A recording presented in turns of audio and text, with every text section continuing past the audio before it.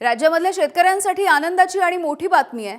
राज्याचे कृषी मंत्री दत्तात्रय भरणे यांनी कर्जमाफीच्या संदर्भात आज एक मोठी घोषणा केली आणि येत्या 10 दिवसांमध्ये कर्जमाफी करणार असल्याचं देखील भरणेंनी सांगितलं। अहिल्यादेवी होळकर यांच्या 301व्या जयंतीच्या निमित्ताने अहिल्यानगरच्या चौंडी या ठिकाणी आयोजित करण्यात आलेल्या कार्यक्रमात ते बोलत होते।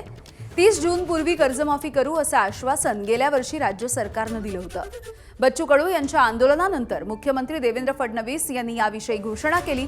त्यानुसार या वर्षीच्या राज्याच्या अर्थसंकल्पात याविषयी तरतूद झालेली आहे।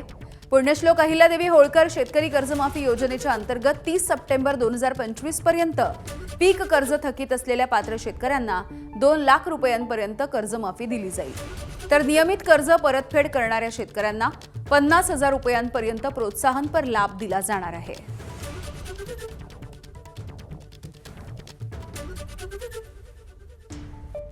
या राज्याचे मुख्यमंत्री यांनी आपल्या सर्वांना माहिती आहे की पुण्यश्लोक अहिल्या देवींच्या नावानं या वर्षी शेतकऱ्यांची कर्जमाफी ही त्यांनी जाहीर केलेली आहे। येणाऱ्या 8-10 दिवसात जे आपल्या मातेच्या अहिल्या देवीच्या नावाने जी कर्जमाफी आहे, येणाऱ्या 10 दिवसामध्ये ती कर्जमाफी केली जाईल।